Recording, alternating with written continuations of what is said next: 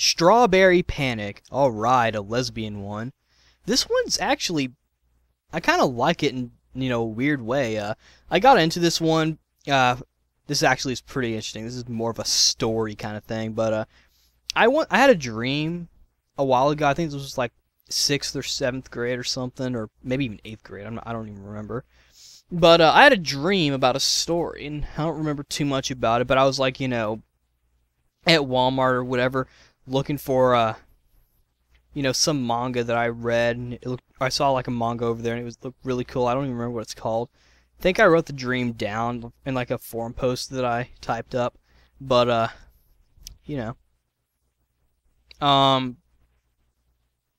and I also remember that a cool Dragon Ball game was showing off, but that's beside the point.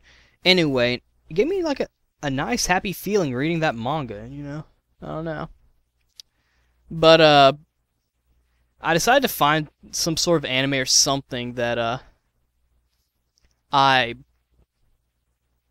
that would give me that same sort of happy feeling. And I found two of them. Found two anime, Strawberry Panic and Fate Stay Night. And Strawberry Panic was sort of the deal breaker right there. And it gave me a fun feeling, like when I watched it. It's like, huh. I'm really enjoy watching this, and I don't even know why. It's sort of like what I said about Koihime Muzo. I think I mentioned that I would do something about that, or I would mention it in this video. I don't remember. Thing is, though, I kind of gave up on trying to find that same little feeling or whatever, and so I started looking up AMVs, and I found the Strawberry Panic one. I'll put a link to the one that I found. I don't know if it's the exact same one, but it's to a Beatles song, which is pretty funny. But yeah, so I found the anime and watched it, and it was also my first sub anime, and I watched the entire thing on YouTube. Even after I found websites like GoGo Anime and WatchAnimeOn.com and Crunchyroll.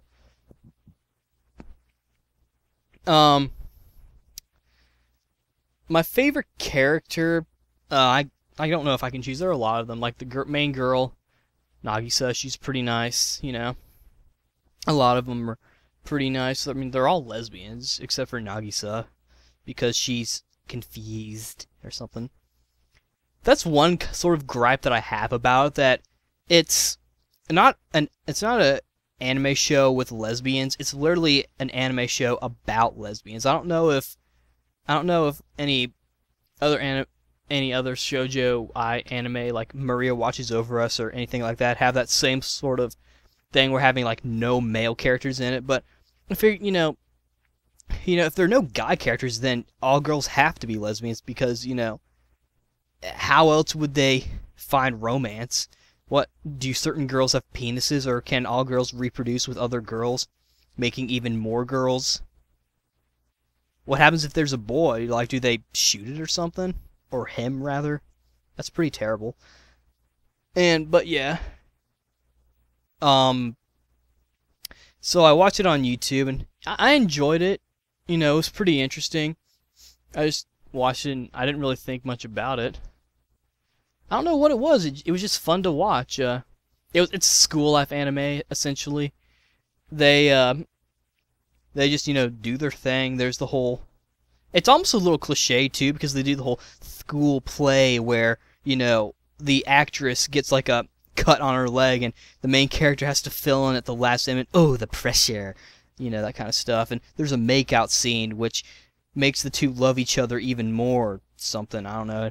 There's the weird parties and the summer vacation and the spring break where all the stuff starts to happen, and all that good junk. I don't remember too much about the anime. I actually want to watch it again, but I'm going to buy it on DVD. As far as the story goes, it's alright. I feel like some stuff doesn't really make sense. Like, there's a scene where, there are these two girls, a blonde-haired girl and then a girl with black hair. A blonde-haired girl kind of went on sort of a weird blind date thing. And then, she goes home after her buddy rescues her, then they make out, and then it's like, how could you? Like, the blonde girl's like, how could you do that? Oh my god. And then the black girl is like, it's just in shock. She's probably thinking exactly what the audience thinks, like, why is she mad? Is she mad because Why couldn't she have said, like, oh my gosh, how could... Maybe she should have said, like, how could you? I like the other girl, because the blonde girl actually likes the girl with the blue hair, who is probably the most masculine character throughout the whole thing. Not masculine as in, like, she has big muscles, and she's probably the guyish character out of them all. She even has sort of a low voice and whatnot.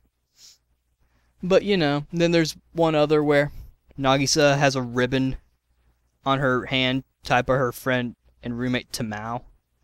And it's pretty obvious that Tamao has a crush on Nagisa. That's pretty obvious. And then, like, Shizuru? I can't remember the gray-haired girl's name who's, like, the #1 the lover of Nagisa, or how it turns out. And, like, she sees it and she, like, trying to take it off. It's like, what's her problem? What's so evil about that little ribbon thing? It's like, it shows friendship.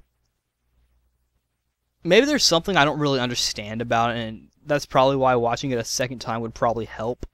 But, another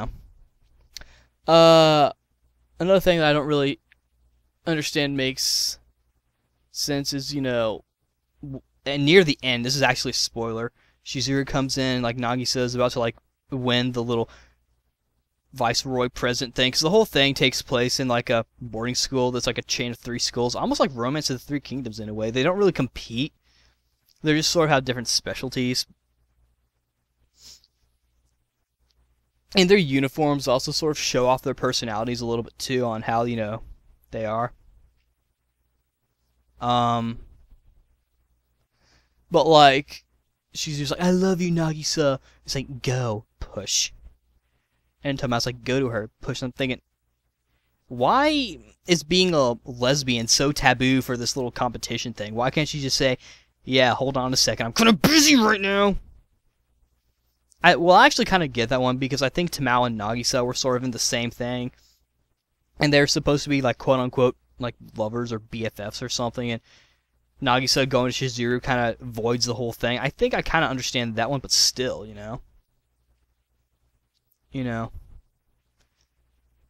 I don't know. I kind of don't really understand this anime. It's still a very interesting watch, in my opinion. Music, can't really remember too much. Voice acting is actually pretty good. As I think I mentioned in a few of my Vesperia videos, the voice actress for Nagisa is Mai Nakahara, who is also Estelle in Vesperia, which is one of the reasons why I like Estelle so much. But, overall, yeah, it's a good anime. It's, in my opinion, obviously if you like Lesbians, then you'll probably want to watch this one. There's not too much of it. Thing for me is, I get into an anime for various reasons, one of them being Lesbians and the potential making out sessions that will be fun to watch. Yet at the same time, when I start watching it, I sort of get past that and start watching the story. And of course, there are some animes that you can't do that with. Shoujo sect. But anyway, yeah, this is a good anime. There's no English dub. There's probably a fan dub out there, but it's available for sub-release by Media Blasters of all people, the people who brought us such classics like Berserk.